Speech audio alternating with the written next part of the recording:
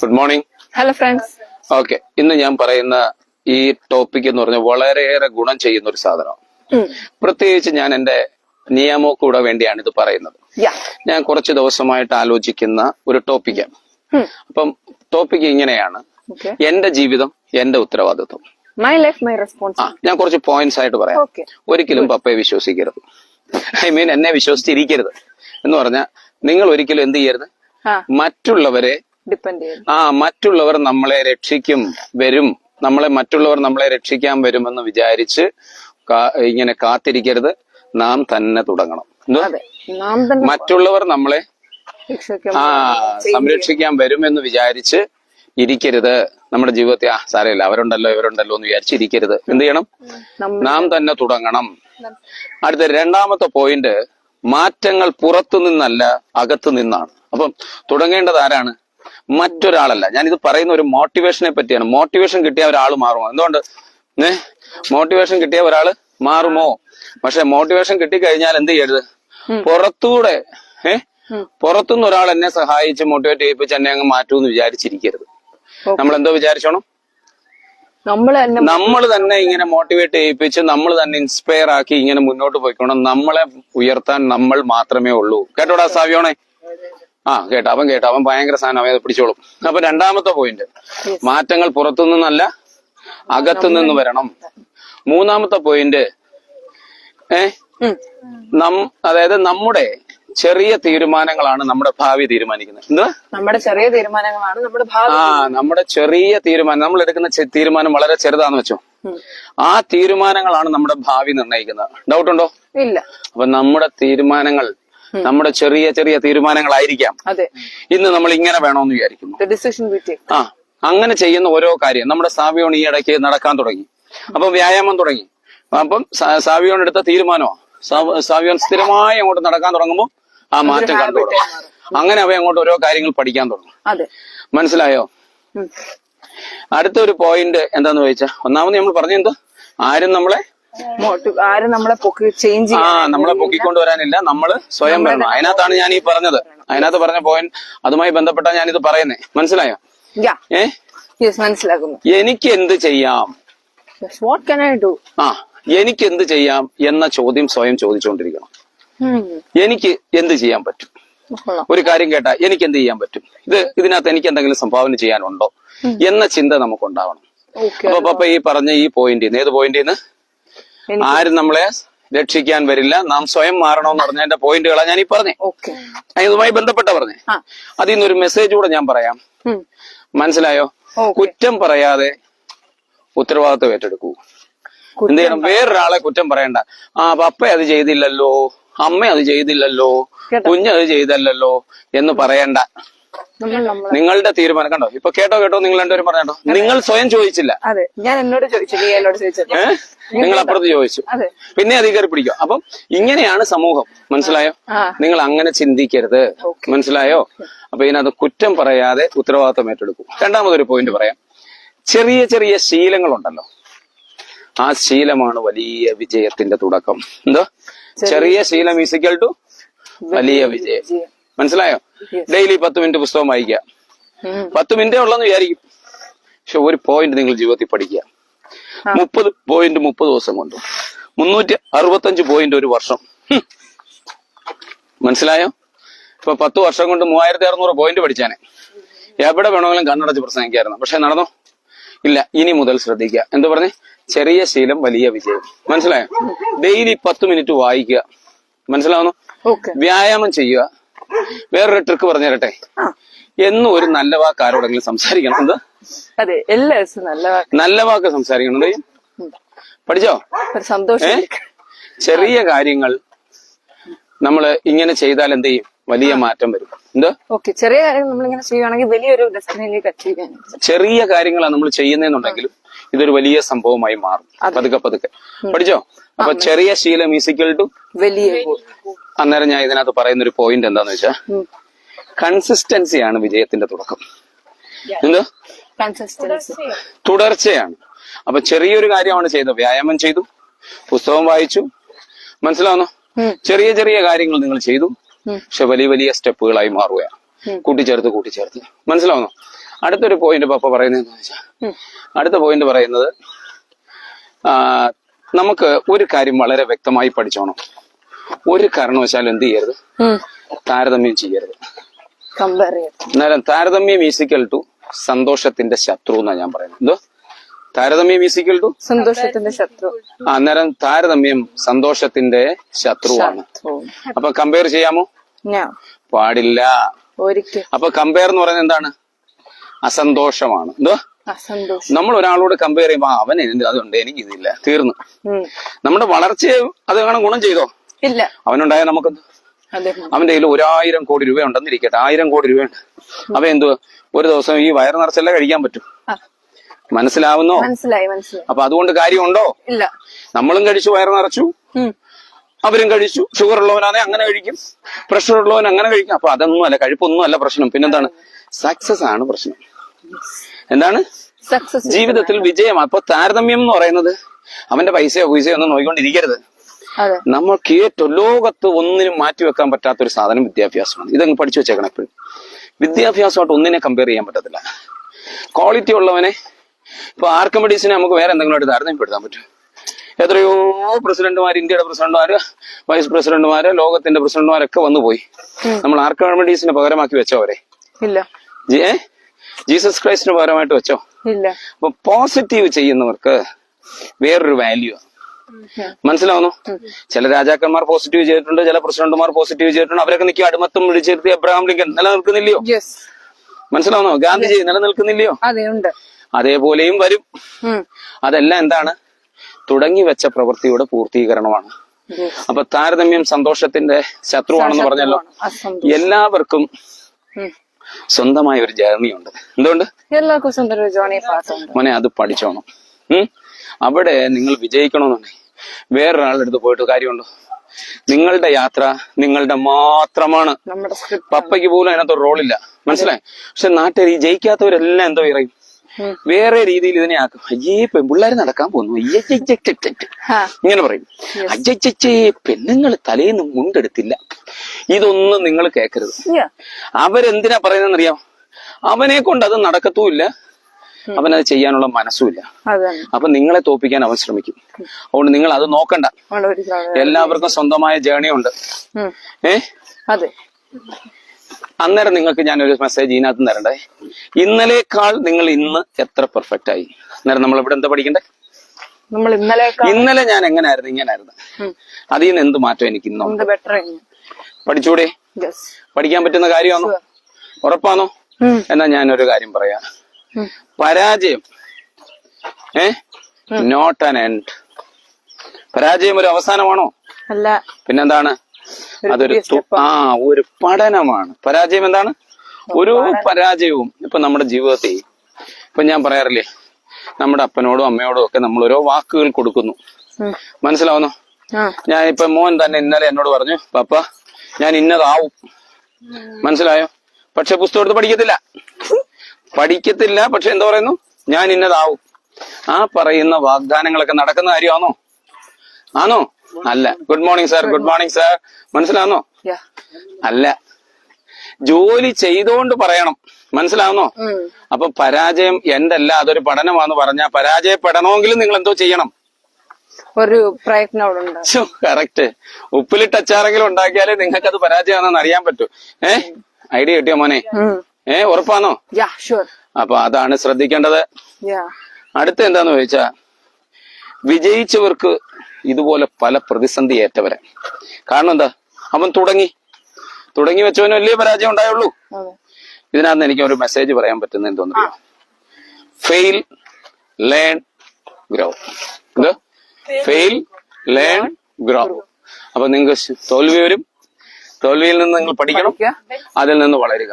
അപ്പം അടുത്ത എന്തോന്ന് ചോദിച്ചാ, നമ്മുടെ ഏറ്റവും പ്രധാനപ്പെട്ട ഒരു സാധനം ഗ്രാറ്റിറ്റ്യൂഡ്. താങ്ക്സ് പറയാനുള്ള മനസ്സ് വളർത്തണം. ആര് നന്മ ചെയ്താലും എന്തോ പറയണം? താങ്ക്സ്. അത് ഇംഗ്ലീഷുകാരുടെ ഏറ്റവും വലിയൊരു ഗുണമാണ്. മനസ്സിലായോ? അപ്പൊ നമുക്ക് എന്താണ്? നമ്മൾ ഉള്ളത് തിരിച്ചറിയുമ്പോൾ നമുക്കൊരു സന്തോഷം കൂടും. മനസ്സിലായോ? അപ്പൊ നമ്മൾ എപ്പോഴും ചിന്തിക്കേണ്ട ഒരു സാധനം കുടുംബം, ആരോഗ്യം, ചെറിയ ചെറിയ സന്തോഷങ്ങൾ, ഇവയൊക്കെ വലിയൊരു അനുഗ്രഹമാണ്. അതെ. അതുകൊണ്ടാണ് ഞാൻ നിങ്ങളുടെ കൂടെ നടക്കുന്നത്. ഈ ഇന്ത്യയില് എത്ര പേർക്ക് രാവിലെ ഇങ്ങനെ സെറ്റായി നടക്കാൻ പറ്റും? മനസ്സിലാവുന്നോ? അത് പപ്പ തന്ത്രപൂർവ്വമായിട്ട് നടത്തുന്നത്. ഇപ്പൊ നിങ്ങൾ 3 സ്ത്രീകളാണ്. അപ്പൊ 3 പേർക്ക് പല തരത്തിലായിരിക്കും പീരീഡ്സ് പ്രശ്നങ്ങൾ ഒത്തരം. അതിനകത്തെല്ലാം നോയടിക്കാതെ കൃത്യമായി കൊണ്ടുവരാൻ പറ്റുന്നതെന്ന് പറഞ്ഞാൽ നമുക്ക് എപ്പോഴും ഇങ്ങനെ ഒരു സംഭവം ഉണ്ടാവണം. മനസ്സിലാവുന്നു? ഇതെന്താണ്? വലിയൊരു അനുഗ്രഹമാണ്. മനസ്സിലാവുന്നു? കുടുംബവും അതോടൊപ്പം തന്നെ ആരോഗ്യവും ചെറിയ സന്തോഷങ്ങളും ഇതൊക്കെ വലിയ അനുഗ്രഹമാണ്. അപ്പം എന്നാന്ന് പറയുന്നത് എന്താണെന്നറിയാമോ? നമ്മുടെ ജീവിതത്തിൽ നമ്മൾ മനസ്സിലാക്കേണ്ടത് ഇത്തരത്തിലുള്ള gratitude is equal to peace of mind എന്നൊക്കെ പറയാം. എന്തോ നമ്മളെല്ലാവരോടും നന്ദിയുള്ളവരായിരിക്കണം. മനസ്സിലായോ? നല്ല വാക്ക് അടുത്തെന്ന് പറയാന്നറിയാം. നല്ല വാക്ക് പറയണം. നല്ല വാക്ക് ഉണ്ടാകുന്നതുകൊണ്ട് എന്തോടില്ല ഇനി ഒരു ഗുണം? നല്ല വാക്ക് പറയും. അതുകൊണ്ട് എന്ത് കിട്ടും? നല്ല ബന്ധം കിട്ടും. മനസ്സിലാവുന്നു? അപ്പൊ ഇതെല്ലാം ഫോം ചെയ്യുന്ന എവിടെയാണെന്നറിയാം. ഒരാൾ പറയും പുറത്ത് നിങ്ങൾ നല്ലോണം പെരുമാറണം. പുറത്ത് നല്ലോണം പെരുമാറണ്ട കേട്ടോ, വീട്ടിലാണ് പെരുമാറണ്ട. മനസ്സിലായേ?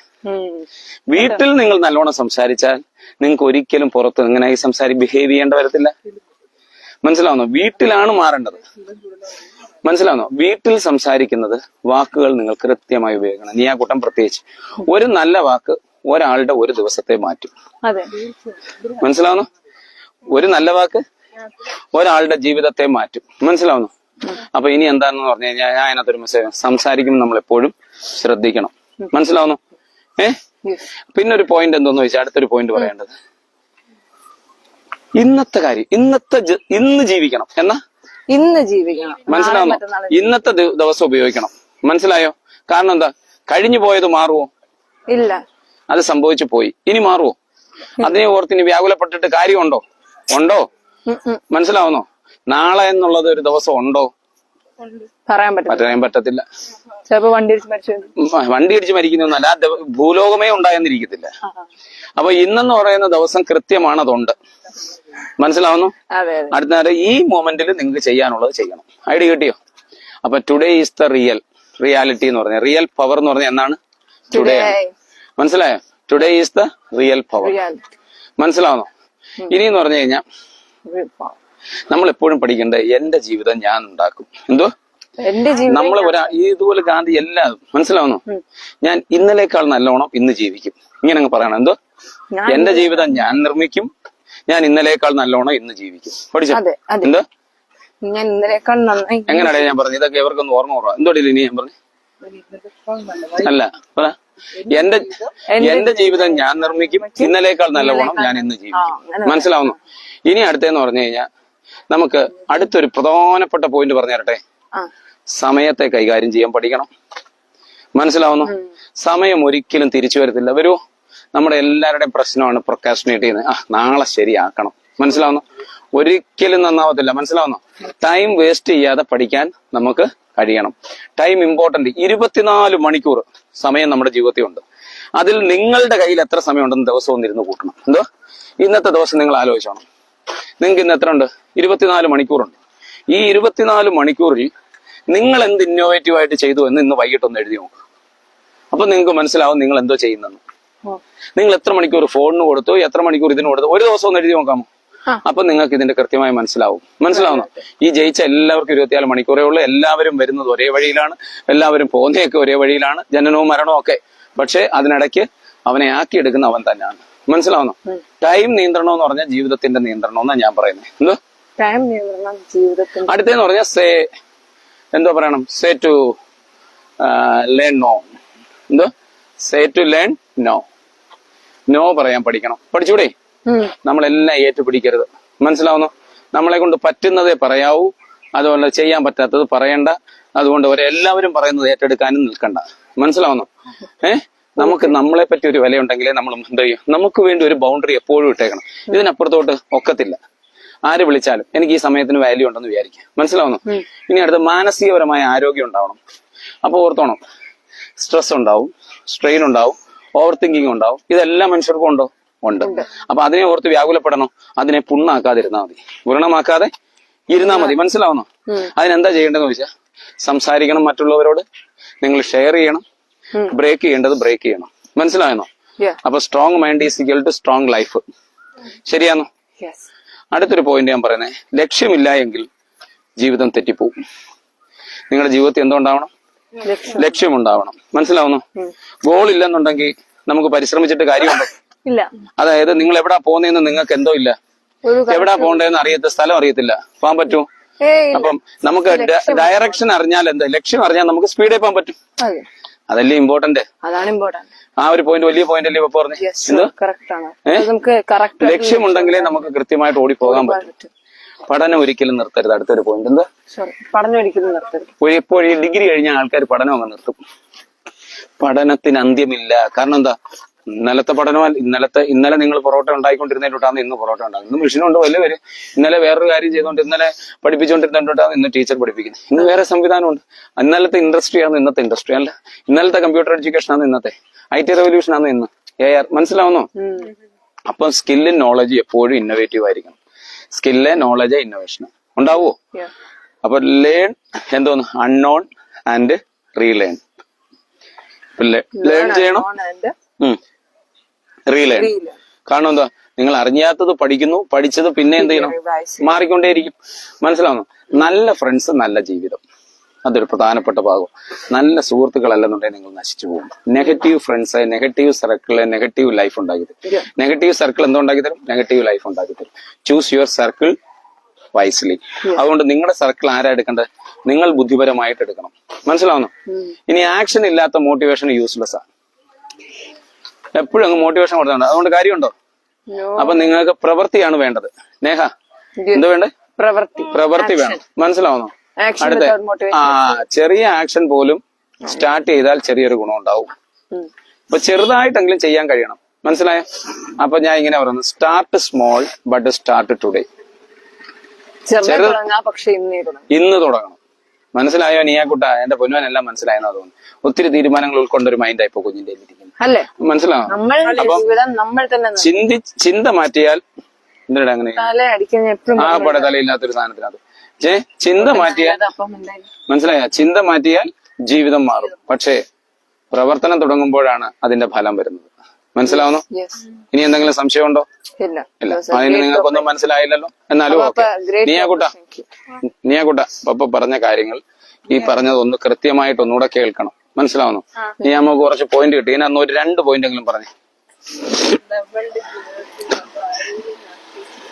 ആശ്രയിച്ചിരിക്കരുത്. Very good. എന്റെ കുഞ്ഞ് ഏറ്റവും പ്രധാനപ്പെട്ട പോയിന്റ് പറഞ്ഞു. അടുത്ത നമ്മളുടെ ഡിസിഷൻസ് ആണ് നമ്മളെ സക്സസിലേക്ക് എത്തിക്കുക. പിന്നെ ചേട്ടാ, എനിക്ക് ചായ വേണ്ട, അവർക്ക് 2 പേർക്കും ഹോർലിക്സ്. പറ. എനിക്ക് വേണ്ട, അവർക്ക് 2 പേർക്കും ഹോർലിക്സ്. പറ. എനിക്കും വേണ്ട ചായ. ഹോർലിക്സ് കൊടുത്താ അല്ല, ഓടുമ്പോ പ്രശ്നം. അടുത്ത പറ മോനെ.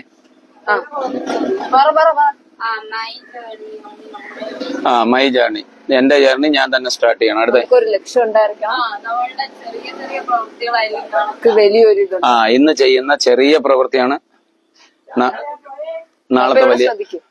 നാളത്തെ വലിയ യാത്രയായി മാറുന്നത്. അത് ചുമ്മാ അടുത്ത് പൊട്ടത്തരം പറയില്ല. അടുത്ത പോയിന്റ് പറ. എന്നാ നേഹ പറ അടുത്ത പോയിന്റ്സ് ഒക്കെ. നേഹ വേറെ പോയിന്റ് പറ. അപ്പം അല്ല, മനസ്സിലാക്കിയല്ലോ. ഒന്നുകൂടെ കേട്ടാ മതി. അപ്പൊ ഓർത്തോളുക, നെഗറ്റീവ് പീപ്പിൾസിനെ വെച്ച് കഴിഞ്ഞാൽ നെഗറ്റീവ് ജീവിതം ഉണ്ടാവും. നല്ല സുഹൃത്തിനെ തെരഞ്ഞെടുക്കണം. നോ പറയാൻ പഠിക്കണം. നിങ്ങളുടെ ജീവിതം നിങ്ങളാണ് തീരുമാനിക്കുന്നത്. ഗ്രാറ്റിറ്റ്യൂഡ് ഉണ്ടാവണം. നല്ല വാക്കുകൾ ഉണ്ടാക്കണം. മനസ്സിലാവുന്നു? നല്ല സർക്കംസ്റ്റാൻസസ് ഉണ്ടാവണം. നിങ്ങൾക്ക് ഡയറക്ഷൻ ഉണ്ടായാൽ മാത്രമേ സ്പീഡ് വർദ്ധിക്കത്തുള്ളൂ. ഗോള് നിങ്ങൾ സെറ്റ് ചെയ്യണം. മനസ്സിലാവുന്നു? അപ്പൻ സഹായിക്കുമെന്ന് വിചാരിച്ചിരിക്കരുത്. മനസ്സിലാവുന്നു? ഡിപ്പെൻഡ് ചെയ്യരുത്. മനസ്സിലായോ? താങ്ക്സ് പറയാൻ പഠിക്കണം. ഇപ്പൊ ഈ പോയിന്റ് പറയുമ്പോൾ ഞാൻ എത്ര കൃത്യമായി ഈ പോയിന്റ് പറയുന്നു. ഇതേപോലെ നിങ്ങളുടെ ജീവിതത്തിൽ ഇതുണ്ടാവണം. മനസ്സിലായോ? വഴി കൂടെ പോകുമ്പോൾ ഒരാളങ്ങോട്ട് പിടിച്ചിട്ട് ഇതൊന്ന് പറയാൻ പറഞ്ഞാൽ, ഒരു പ്രസംഗം പറയാൻ പറഞ്ഞാൽ അടിച്ചോണം. ഇത് ഞാനൊരു മോട്ടിവേഷനാണ്. പക്ഷെ മോട്ടിവേഷൻ എന്തല്ല. മോട്ടിവേഷൻ നിലനിൽക്കുന്ന മോട്ടിവേഷൻ എന്തായി മാറണം? ആക്ഷനായി മാറണം. Okay, very good. Nothing more to say. Thank U.